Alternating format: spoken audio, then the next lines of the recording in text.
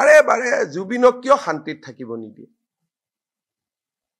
কি কৰিছে বেচাৰে আপোনালোকক কি কষ্ট দিছে জুবিনৰ নামটো লৈ আপোনালোকে বিজেপিৰ গভৰ্ণমেণ্টখন ভাঙি দিব খুজে এই কামটোত কিয় লাগি আছে শান্তিত থাকিব দিয়কচোন লৰাজনক শান্তিত থাকিব দিয়ক সি আমাৰ হিয়াৰ আমঠু হয় অসমীয়া জাতি ইমান তলত যাব নোৱাৰেতো যে তাত যাব দিয়ক মদ খাব দিয়ক অমুক খাব দিয়ক ইমান তলত যাব নোৱাৰে সেইকাৰণে আমি তেজেৰে জুবিনক আমি সন্মান জনাব খুজিছো 18 তাৰিখে মই নিজেও ব্লাড দিম যে জুবিনৰ সন্মান তেজেৰে আমি দিম আপোনালোকে কোট লৈ গৈ আছে অশোক সিংহালক বেয়া পাই ধৰি মাৰক 2 লাঠি কোনো আপত্তি নাই তা জুবিনক কিয় ব্যৱহাৰ কৰিব লাগে আৰে বাৰে জুবিনক কিয় শান্তিত থাকিব নিদিয়ে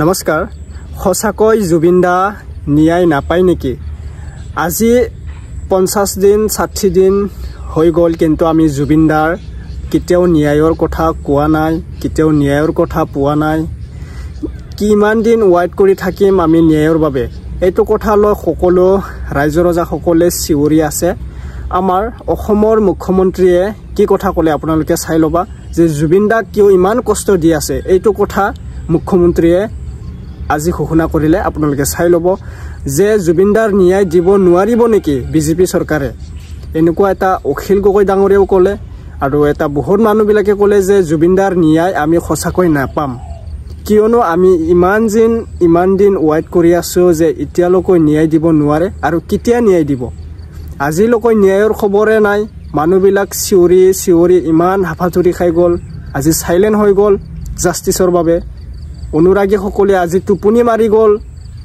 কিয় আজিলৈকে ন্যায় দিব নোৱাৰিলে আমাৰ ডক্টৰ হেমন্ত বিশ্ব শৰ্মা ডাঙৰীয়াক বহুত মানুহে অনুৰোধ কৰিছে ঠিক তেনেদৰে ভূপেন হাজৰিকা ডাঙৰীয়াক বা জুবিন গাৰ্গৰ লগত একো তুলনা কৰিব দিয়া নাই আমাৰ ডক্টৰ হেমন্ত বিশ্ব শৰ্মা ডাঙৰীয়া আপোনালোকে চাই ল'ব যেতিয়া জুবিনদাৰ মৃত্যু আছিল আৰু যেতিয়া ভূপেনদাৰ মৃত্যু আছিল 4 বিঘাকৈ এটা মাটি দিছিলে ভূপেন হাজৰিকা ডাঙৰীয়াৰ বাবে এতিয়া জুবিনদাক কিমান দিছিলে 10 বিঘা মাটি দিছিলে হেতুৰ লগত তুলনা কৰিব দিয়া নাই এক হাতেৰে জুবিনদা থাকিব আৰু এক হাতেৰে আমাৰ ভূপেন হাজৰিকা ডাঙৰীয়া থাকিব এটো কথা উল্লেখ কৰিলে আমাৰ ডক্টৰ হেমন্ত বিশ্ব শৰ্মা ডাঙৰীয়া আৰু আপোনালোকে চাব নিউজত কি কথা ক'লে আৰু ন্যায় কেতিয়া দিব সিদ্ধাৰ্থ শৰ্মাক সেমকানুক কেতিয়া শাস্তি দিব কেতিয়া কাৰাগাৰৰ পৰা আমাৰ কোৰ্টলৈ আনা হ'ব এটো কথা 10 ডিসেম্বৰ তাৰিখে ন্যায় পাব বুলি আমাৰ সিএম হেমন্ত বিশ্ব শৰ্মা ডাঙৰীয়া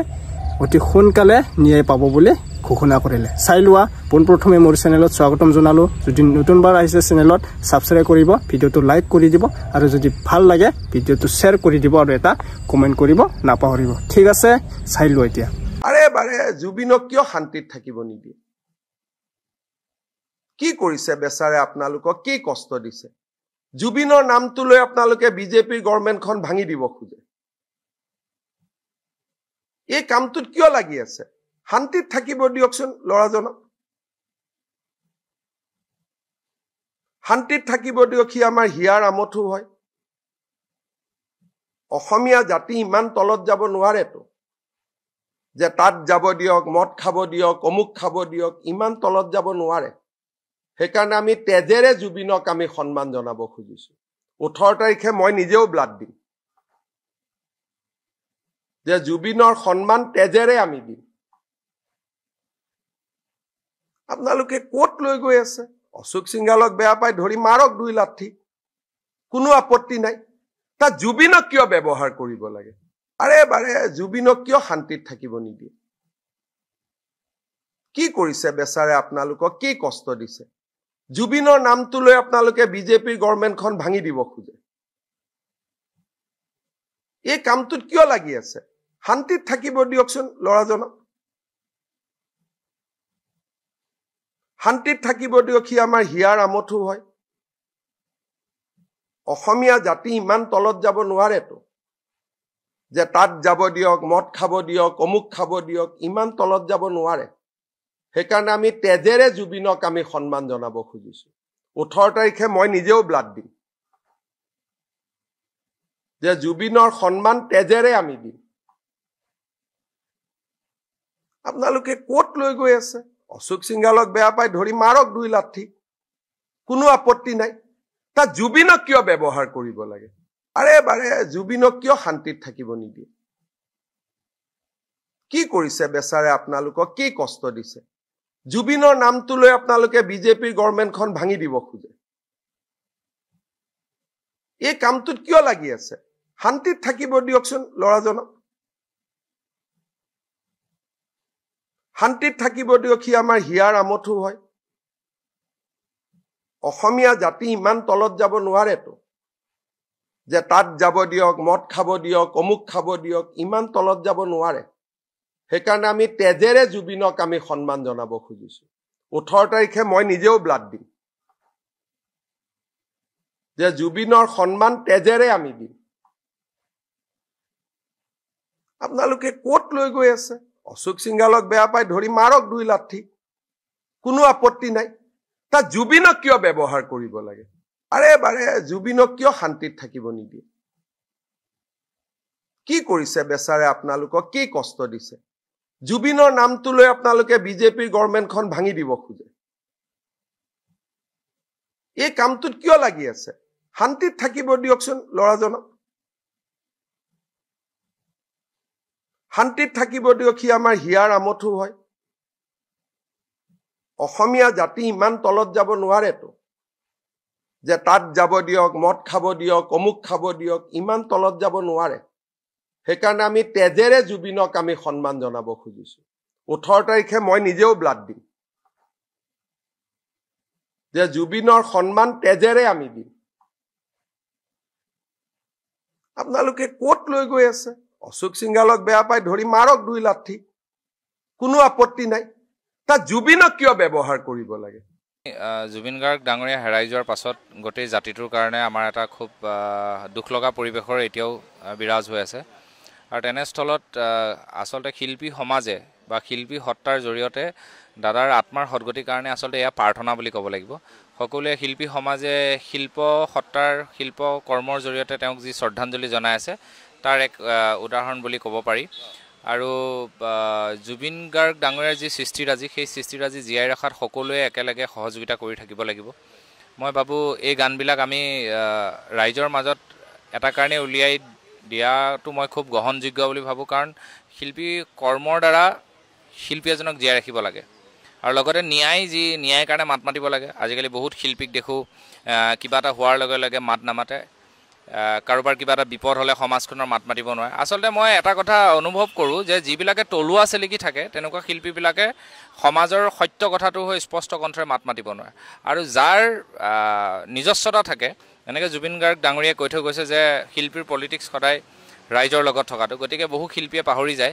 গতিকে মই ভাবোঁ যে আমি ইয়াৰ জৰিয়তে এটা প্ৰতিবাদো কৰিছোঁ আৰু তেওঁলৈ শ্ৰদ্ধাঞ্জলি জনাই। আৰু জানেই যে অজয় দাই জীয়াই থকা অৱস্থাটো তেওঁ যথেষ্টখিনি জুবিন গাৰ্গক যিবিলাক বন্ধুবৰ্গ আহে লগ কৰি দিয়াত তেওঁ সহায় কৰি দিছিল। গছপুলি ৰোৱাকে আদি কৰি যিবিলাক কাম কৰিছিল অজয় দাৰ যথেষ্ট সহযোগিতা আছে, যথেষ্ট ভাল পাইছিল। আমি বহু সময় অজয় দা মই জুবিন দা একেলগে বহিছোঁ। গতিকে জুবিন দা হেৰাই যোৱাৰ পাছতো অজয় দাই প্ৰত্যেকটো মুহূৰ্তত জীয়াই ৰখাৰ কাৰণে যি চেষ্টা, সেই চেষ্টা অসমবাসী ৰাইজে আদৰেৰে গ্ৰহণ কৰিব। আৰু অনাগত দিনত অজয় দাৰ জৰিয়তে আমি আৰু কিছু নতুনত্বৰে জুবিন দাৰ কিছু স্মৃতি কৰিবৰ কাৰণে ঠাই পাম বুলি আমি আশা ৰাখিছোঁ। আৰু এই যিটো গান জয় জুবিন দাৰ শীৰ্ষক যিটো গীত এতিয়া আপোনালোকে দৃশ্যগ্ৰহণ কৰি থকা হৈছে, আৰু সেই গীতটো অজয় দাৰ জুবিন দাৰ বাবে মাত মাতি অজয় দাই কাৰাগাৰত লিখিবলগীয়া হৈছিলে, সেই সন্দৰ্ভত কি ক'ব? চাওক, সত্যৰ পক্ষত মাত মাতিলে কেতিয়াবা মানুহ যেতিয়া জেল যায় সেইটো এটা গৌৰৱৰ কথা। মই ভাবোঁ এইটো এটা মানুহৰ স্বাভিমান যি মানুহৰ আছে, তেওঁ জেল যোৱাটো আমাৰ এনেকুৱা এটা ক্ষেত্ৰত জুবিন দাৰ কাৰণে যে অজয় দা জেললৈ গৈছে, সেইটো অজয় দাৰ কাৰণে জীৱনৰ আটাইতকৈ মূল্যৱান, সেই সময়খিনি অতি মূল্যৱান আৰু আটাইতকৈ ডাঙৰ অলংকাৰ হিচাপে থাকি যাব। অসমবাসী ৰাইজে সদায় মনত থাকিব। তেওঁতো কি কৈছিলে যে জুবিন দাৰ ন্যায়ৰ কাৰণে মাত মাতিছে। তেওঁ ৰাইজক আহ্বান জনাইছে যে গণতান্ত্ৰিক পদ্ধতিৰে ওলাই আহি এটা প্ৰতিবাদ সাব্যস্ত কৰিব লাগে, যিহেতু আমাৰ প্ৰাণৰ শিল্পীজন হেৰাই গৈছে। যদি নৰ্মেলি কিবা এটা অসুখ হৈ ঢুকালেন তেতিয়াতো আমি কোনো নগ'লোহেঁতেন। গতিকে অজয় দাই এই গানটো আটাইতকৈ ইণ্টাৰেষ্টিং কথা, তেওঁ জেলত থাকোঁতে লিখিছে। গতিকে সেইটো এটা ক'ৰবাত স্বাভিমানী যি সত্তা, সেই সত্তাটো মই ভাবোঁ আমি পাম। আৰু জুবিনদাৰ ন্যায়ৰ কাৰণে যিসকল ব্যক্তিয়ে মাত মাতি গৈছে তেখেতসকলক আমি চৰণত ধৰি এই মুহূৰ্তত সেৱা জনাইছোঁ। আমি সদায় মাত মাতি যাব লাগিব। প্ৰত্যেকটো অসমীয়া জাতিৰ বিপদৰ সময়ত আমি সদায় একলগ হৈ থাকিব লাগিব। অসমীয়া আমি য'তেই নাথাকোঁ, যি ৰাজনৈতিক দলতে নাথাকোঁ, আমাৰ প্ৰথম কথাটো হ'ল যে আমি একোজন অসমীয়া আৰু আমাৰ অসমী মাতৃৰ যিকোনো বিপদত আমি প্ৰত্যেকজন অসমীয়া একলগ হ'ব লাগে। আৰু জুবিন দা আছিল অসমীয়াৰ সম্পদ, অসমীয়াৰ গৌৰৱ, অসমীয়াৰ স্বাভিমান, অসমীয়া সত্তা। গতিকে জুবিন দাক যিসকলে এনেকুৱা ধৰণৰ কৰিলে তেখেতসকলক অকলে ৩-৪জন নহয় দেই, ইয়াত বহুত মানুহ জড়িত হৈ আছে। গোটেইখিনিক লাগিব ন্যায়। ৰাইজে বিচৰা ধৰণে দিব লাগিব। নিজৰ মতে কোনোবাই ন্যায় দিলে আমি মানি নল'ম। গতিকে ৰাইজে যি ধৰণে ন্যায় বিচাৰিছে সেই ধৰণে ন্যায় পাব লাগিব। আৰু নহ'লে গণতান্ত্ৰিকভাৱে যি ধৰণৰ পৰিৱৰ্তন যি কৰিব লগা হয় সময়ত সকলোৱে হাতে হাত বান্ধি আমি কৰিম বুলি আশা ৰাখিছোঁ। ঠিক আছে, বৈকুণ্ঠ ধন্যবাদ জ্ঞাপন কৰিলোঁ। আৰু যি দৃশ্যগ্ৰহণৰ প্ৰস্তুতি আমি দেখিবলৈ চেষ্টা কৰিলোঁ, আমাৰ লগত পলাশ দা আছে। পলাশ দা ওচৰলৈ আহিছোঁ। যিহেতু সিদিনা আমি গান বাণীবদ্ধ কৰাও আমি পৰিৱেশ দেখুৱালোঁ আৰু আজি দৃশ্যগ্ৰহণ কৰি থকা হৈছে, কি ক'ব? খুব ধুনীয়া এটা পৰিকল্পনা বুলিয়ে ক'ম। এতিয়া আমি জুবিনদাৰ জীয়াই থকা সময়তো আমি কৈছিলোঁ যে জয় জুবিন দা, আৰু এতিয়াও আমাৰ কাৰণে জীয়াই আছে তেওঁ। তো এতিয়াও আমি তেওঁৰ কাৰণে সেই জয় জুবিন দা গানটো আমি বনাইছোঁ। সেই ধৰণৰ শ্লোগান বুলিয়ে ক'ব লাগিব। এইটো জয় জুবিন দাৰ শ্লোগানে আমি গানটো বনাইছোঁ। এইটো তেওঁ শ্ৰদ্ধাঞ্জলি গীত নহয়, এইটো তেওঁৰ গুণ বখানি আমি কৰিছোঁ। তেওঁ কি আছিলে, কি হৈ থাকিব আমাৰ মাজত, কেনেকৈ থাকিব, তেওঁক জীয়াই ৰখাৰ আমাৰ এটা প্ৰচেষ্টা। আৰু তেওঁক জীয়াই ৰাখিব লাগিব সংগীতৰ মাজেৰে, যিহেতু সংগীত কৰিবলৈ তেওঁ শিকাইছিল আমাক। তো সেইটো কাৰণে আমি সংগীতৰ মাজেৰে তেওঁক জীয়াই ৰাখিব লাগিব, আৰু সেয়ে আমি প্ৰচেষ্টা সদায় কৰি যাম। সেইটো গীতটোতো আমাৰ এনেই প্লেনিং কৰাৰ মতে, অজয় প্লেনিং কৰাৰ মতে 14 তাৰিখে ভাবিছিলে, কিন্তু এতিয়া 14 তাৰিখে নহ'বগৈ, শ্বুটিঙে কমপ্লিট হোৱা নাই। তো 16-17 তাৰিখ মানে হোৱাৰ সম্ভাৱনাটো আছে। অডিঅ' প্ৰায় 90% খতম হৈছে মোৰ কামখিনি। এতিয়া মিক্সিঙৰ কাম বাকী আছে। সকলো কণ্ঠশিল্পীয়ে গাই অলৰেডি ৰেডি হৈছে চবে। কোনে কোনে গাইছেতো গম পাইছে। এইটো নীলহঁতে গাইছে, ৰাকেশ আছে, পাপৰি আছে, নীলম নিদা আছে, সকলোৱে, মন্টুমণি আছে। তো এতিয়া গানটো মিক্সিঙৰ কাম চলি আছে, আৰু সেইটো 2 এদিনতে খতম হ'ব। তাৰপিছত আমাৰ গানটো সকলোৰে কাৰণে মুক্তি দিয়া হ'ব। আৰু আশা কৰিছোঁ সকলো ৰাইজে খুব ভাল পাব গানটো, কাৰণ জুবিন দাক বিচাৰি পাব এইটো গানটোত। জুবিন দা কি আছিল, জুবিন দা আমাৰ কাৰণে কি হয়, সেই গোটেই বস্তুখিনি পাব মানুহে, আকৌ এবাৰ বিচাৰি পাব এই গানটোৰ জৰিয়তে। মোৰ আজি খুব ভাল লাগিছে, যিহেতু জুবিন যদিও আমাৰ মাজত নাই আজি, তেওঁক আমি এনেকৈ জীয়াই ৰাখিব লাগিব। আৰু যিহেতু জুবিন মোৰ সম্ভৱ জুবিন আকৌ এবাৰ জন্ম লওক, আৰু তাৰ যিখিনি অসমৰ ৰাইজৰ কাৰণে সি দি থৈ গ'ল, সেইখিনি আমি সযতনে সাঁচি ৰাখিব লাগিব। আৰু আগুৱাই লৈ যাব লাগিব। জুবিনৰ যি সপোন আছিল, জুবিনৰ যি প্ৰচেষ্টা আছিল, সেই প্ৰচেষ্টাখিনি যেনে আমি সুন্দৰভাৱে আঁকোৱালি লৈ যাব পাৰোঁ আৰু আগুৱাই লৈ যাব পাৰোঁ, সেইখিনি অসমবাসীৰ কাৰণে মোৰ অনুৰোধ থাকিল, যাতে জুবিনৰ আত্মাৰ সদ্গতিৰ কাৰণেই হওক, বা জুবিনৰ যি আমি আমাৰ বুকুৰ মাজত, হিয়াৰ মাজত জীয়াই ৰাখিবৰ কাৰণে হওক, যিখিনি আমি কৰিব লগা কাম আছে সেইখিনি আমি সবেই কৰি যাব লাগিব।